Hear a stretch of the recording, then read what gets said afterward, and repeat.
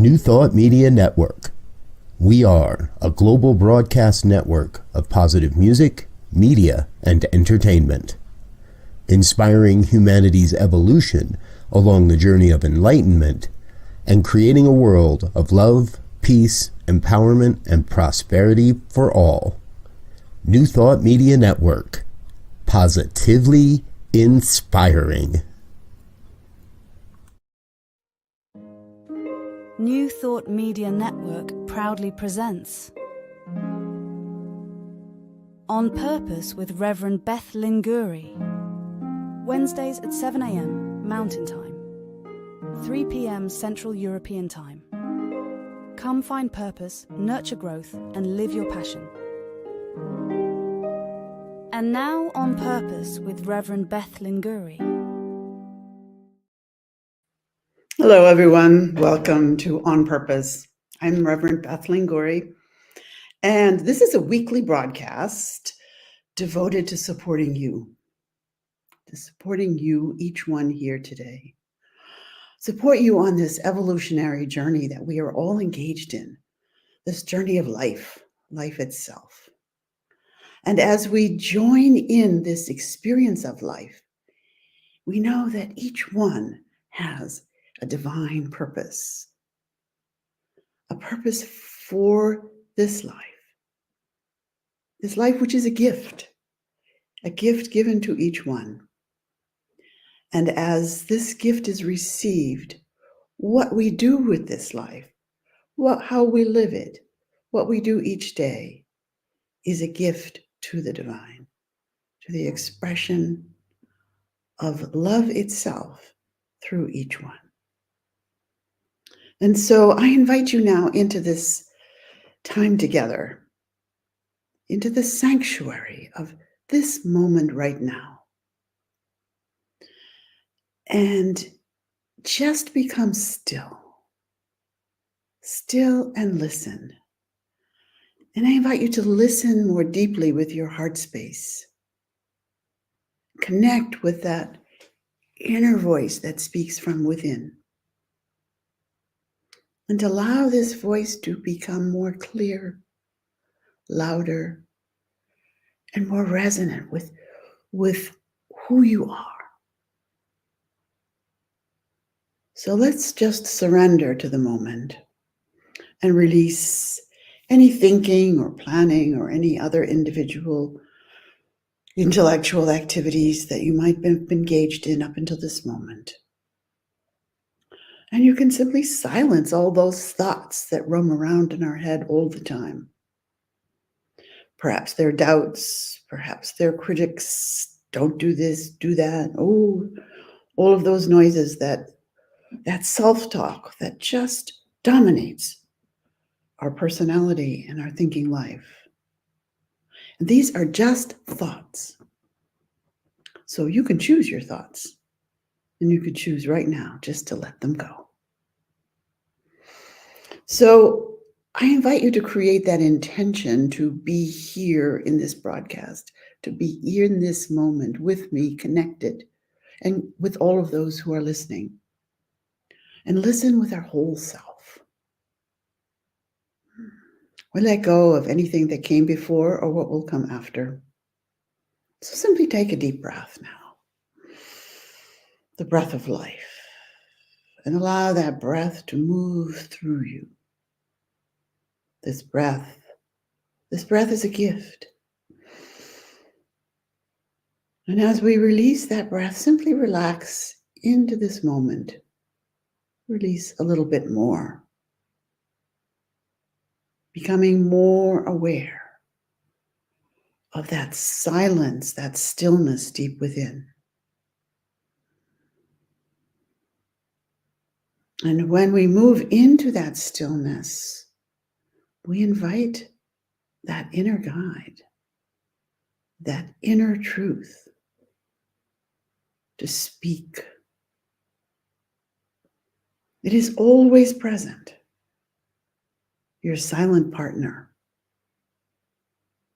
And it's simply there waiting for the stillness so that it can make itself known and be heard. And now listen as it speaks. I am whole and perfect in that divine place within.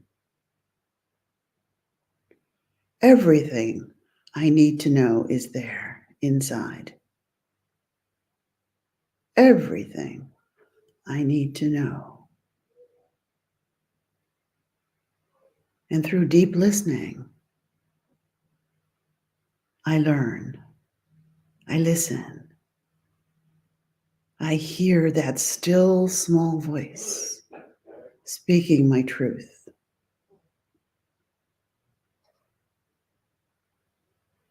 I surrender. I let go. And in this stillness, I invite you to listen to the words of Ernest Holmes in this book that we are sharing together, This Thing Called You. We now move into chapter 13. And he writes, life is God's gift to you. Love is where we came from, and love is where we're going. It's what we're here for. This is our divine purpose,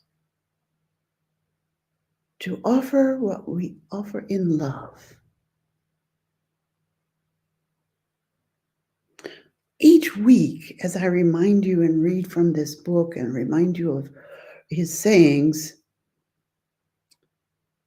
he draws on this idea of life as a gift. And so reflect on your daily experience. I invite you now to simply go through the day, yesterday or today or whatever it is. And do we have moments in our daily life when we take this life for granted? We just accept it. We don't think about it. We're not aware of the power.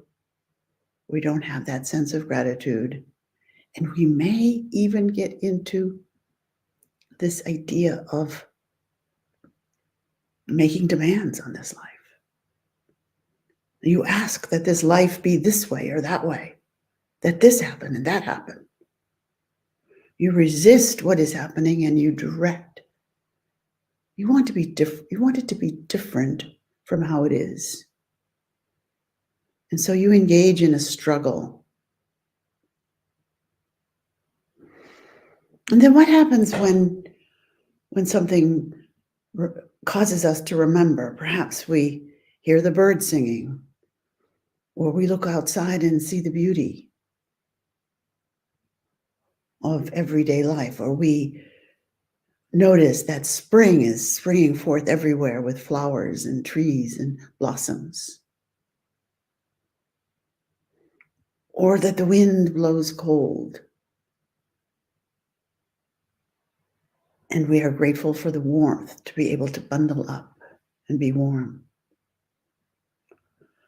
So just as we become more aware of this gift of life, then we can treat it with gratitude and know that life is fully, entirely given to you to enjoy. Life is given to you to enjoy. Joy. So what are we to do if there's a part of our life which we're not enjoying right now? There's a part of your life that you don't enjoy. So today I'm inviting you to reflect. Reflect on our normal reaction to those everyday experiences that we have when things aren't working out the way perhaps we had planned or we had hoped. And our normal reaction to those everyday experiences is often resistance, isn't it? I do not like this. I do not want this. I want it to go away. And what is the result? Well, the result is based on the law of attraction. We attract into our lives that which we are. We receive more of the same.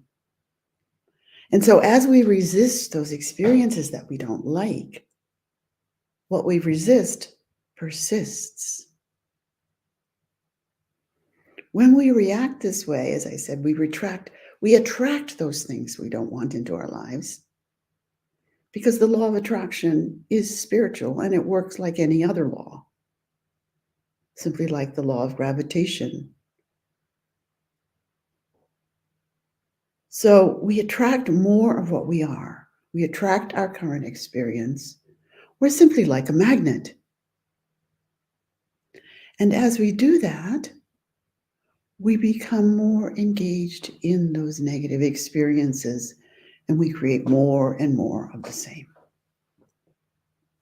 But yet, there are those rockets of desire, those hunches, those little voices that come up inside and say, do this, go here, take a chance. There are these urges, these yearnings within, and they come forth and they are prompting you to know and desire joy. And yet, if we listen to the voices around us, the naysayers, if we share those little urges and those little temptations and those little wants, that those joys that speak within and those desires, they often discourage us. And so we turn back and we go back to our normal day life. What I'm inviting you to do today is to pay attention. To pay attention to those desires. And instead of focusing on where they don't show up in our experience, so we get more of that, I'm inviting you to go into your heart and sing the song of joy. This is what Ernest Holmes invites us in this chapter. Sing the song of joy, which is in your heart. Sing the song of joy, which dwells within at all times.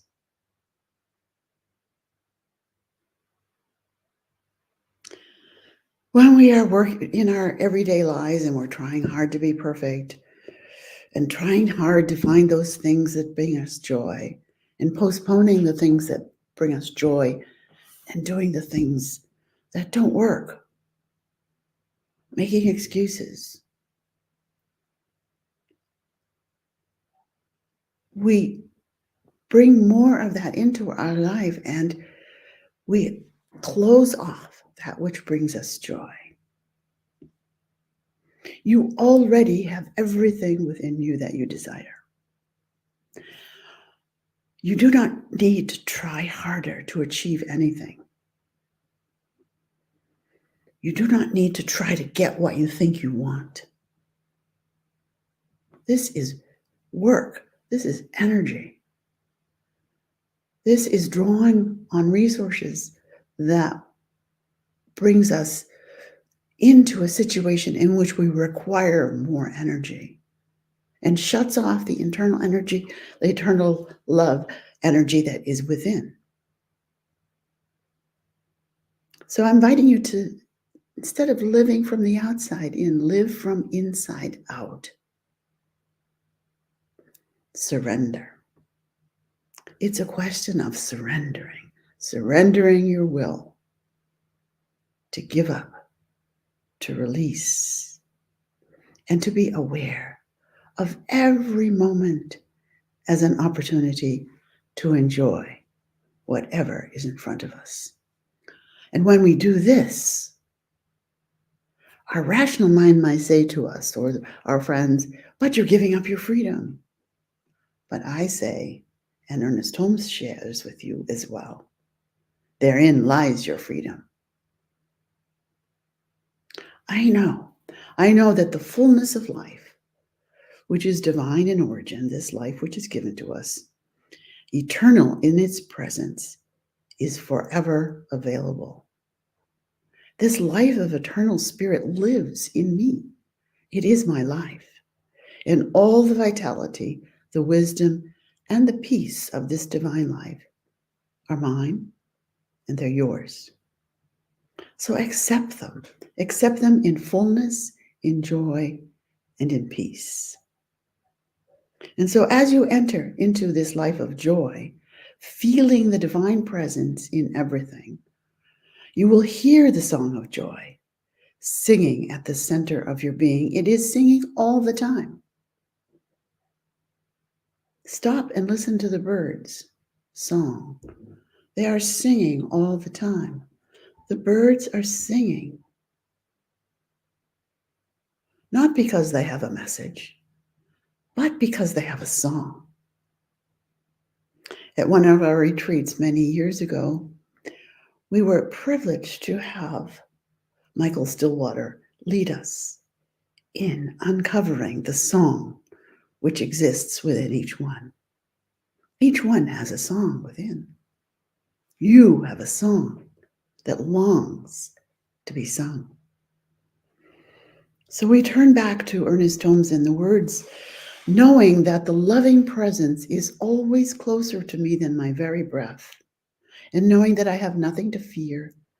I feel this loving protection around me. I know that the song of joy, of love, and of peace is forever singing at the center of my being. So I tune out of my mind all the unhappy and negative ideas, and I turn the dial of my thought into the sunshine of life. I turn the dial of my thoughts, just as you might turn a dial on the radio from static or from noise or things you don't want to hear, and you turn it to that which you do enjoy, which is beautiful and lovely. So I turn the dial of my thought into brightness, into laughter, into the joyous presence of radiant spirit. I lay aside all anxiety, all striving, and I allow the law of divine love to operate through me into my affairs. And joyfully, I anticipate that greater abundance, that more success, and that deeper peace. Joy wells up within my mind and life, and it sings its song of ecstasy in my heart. You know, I often travel on the train around Switzerland. I enjoy traveling on the train. It just gives me that opportunity to enjoy the surroundings, the beauty of the countryside. And so I simply sit in the train and look out the window and observe. And I often go up to the mountains, to Verbier, to visit my daughter, who spends a lot of time there. And each time when I undertake this journey, I await these magnificent views along the way. And the train goes along the lake and right up to the water. And you could just, like, as if you could just walk along the water. And then it goes into the valley, and I eagerly await seeing these waterfalls. And the water is just teeming down from the top of the mountain straight down into the valley below. Nothing is in its way. It's simply gushing down into the valley. The water does nothing. It simply falls. And in its falling, it is ecstasy. It is beauty. It is unbridled joy. Now, someone could come along and place a barrier so that the water doesn't fall, and it will get stuck and it will stay up there, and you can stop it. But if there's no barrier, it simply falls with beauty and with joy. So this is a beautiful picture for you to take with you about your life. So it is with our lives. We can choose to place these barriers of thought, of past experiences, of doubts, of all this self-talk. We can place those between ourselves and this joy that exists within. But it's simply a barrier, and we can let it go at any time. We can let it go and let the joy run forth, gush forth into our life. As Ernest Holmes says, negation can be an experience and a fact, but it's never the ultimate truth. I just want to repeat that again so that we are clear. If we think about this, negation, negating something, it can be our experience. It can appear to us as a fact, but it is never the ultimate truth. Just as the barriers that prevent the water from coming down can be removed, so any barrier to allowing the love in your heart, the joy in your heart to come forth at any time is easily removed by simply saying, taking it away. That's not the truth of who I am or you are. So each week, as we make contact with that silent partner within, that presence, which is the truth, this is the truth. Not all those thoughts, not all those hearsays, not all those things that people say, but the truth is that fact within, that unbridled joy that is always there. So I invite you to move into our time together, our centering practice. And as you do, make contact with that presence, which is the truth. Feel such a close union with this presence that it becomes you as that infinite being that you are, not separated from you, but operating through you. And each day as you wake up, know that life is acting through you in a unique way, an original manner. Each day as you wake, you know that something new and wonderful is going to happen to you. So with that expectation, bring that expectation of that beautiful joy that's going to come forth.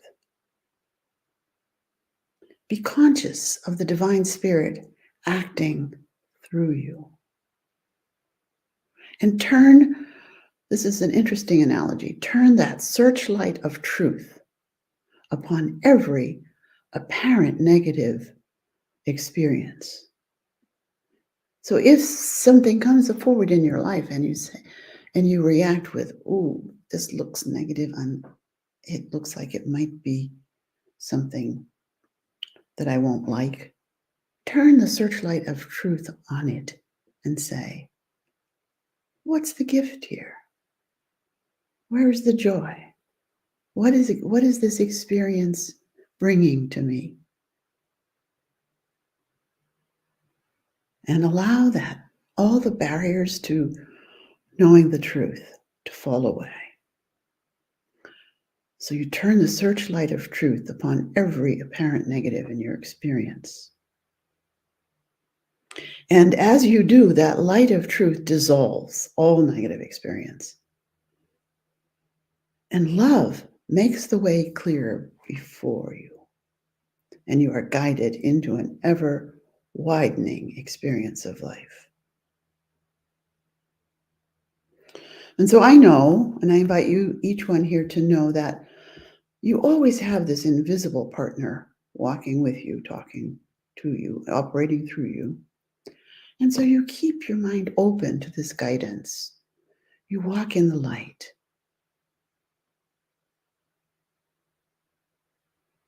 So let's join together in our centering practice.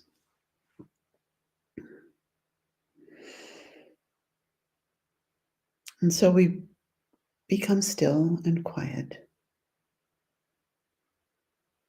And simply allow the intellect to fall away and allow the intuition to move into central space.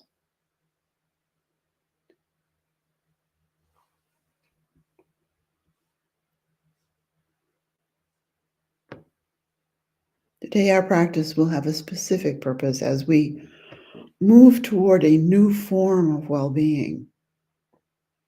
As each one tunes in to the song of joy that is singing in our heart. And so we tune out all negativity and shine the light of truth into all that appears in our experience. And we simply allow each one, allow cells to express that joy that is deep within. In our centering practice, we engage the 3 eyes. So the first step is to create the intention. Create that intention to live more entirely from my inner knowing. And listen to the still small voice within.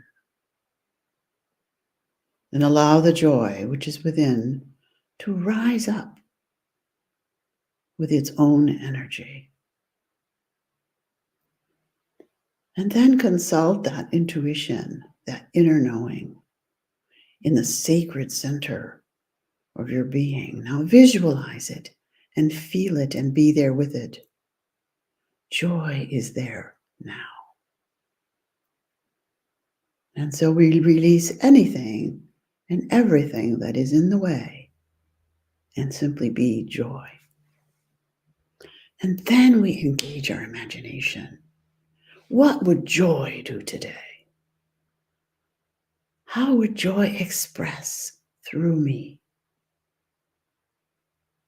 And just as that water flows down from the mountain, gushes across the rocks, creates that beauty, experience, and noise, that joy gushes forth from me and expresses. Joy is my life. I sing the song of joy. And as you go through your days in the coming week and engage in this centering practice daily, you will see that the focus of this practice spills over into the rest of your life. And when you do this, you put yourself on a kind of track that has been there all the while, waiting for you. The life that you were born to live. Doors will open, and you will be helped by hidden hands. And so I close our practice today with a few announcements. This will be our last broadcast in April, and the month of May is coming forth. So we have a new month with a new focus, and we have a wonderful guest speaker, surprise guest speakers coming forth. So stay tuned. Watch this space. Watch for our news of our broadcasts in May. Join us each week on the Wednesday. If you are free to join us at the time at 3 o'clock Central European Time or 9 o'clock in the morning in Eastern European Time, or even earlier in the West, whatever time it is for you, make it a point to join us live because the energy is so vibrant when we're together live. But if you can't, I understand that's normal. You can watch it on YouTube. You can watch it on Facebook. I tape at another time. But as this week, I close with a poem. Today's poem is known as the Ode to Joy. The Ode to Joy. And this was originally written in German, Ode an die Freude by Friedrich Schiller. It was written in the 1785 to be exact. And Schiller was, of course, a poet in the German sense of the Sturm und Drang, that kind of really emotional time. And so it in German, it's Freude, schöne Götterfunken, Tochter aus Elysium, wir betreten feuertrunken, himmlische, dein intelligent Heiligtum. So you can see the energy that comes from the German language. It was also became the inspiration for Beethoven in his 9th Symphony, and the Ode to Joy is sung in the end of that symphony. That was completed in the 1800s. But I'm going to read to you the lyrics of a song sung by Julio Iglesias called Ode to Joy. It was also a song which Miguel del Rio sings in Spanish and in English. So if you want to Google and find these versions of the song and allow the words and the music to sing through your heart, help you and encourage you with your own ode to joy. So I'm going to read the lyrics from, it doesn't do the song justice, so I would encourage you to listen to it and listen to the music as well. So these are the lyrics. Come, sing a song of joy, for peace shall come, my brother. Sing a song of joy, for men shall love each other. That day will dawn just as sure as hearts that are pure are hearts set free. No man must stand alone with outstretched hands before him. Reach out, take them in yours, with love that endures forevermore.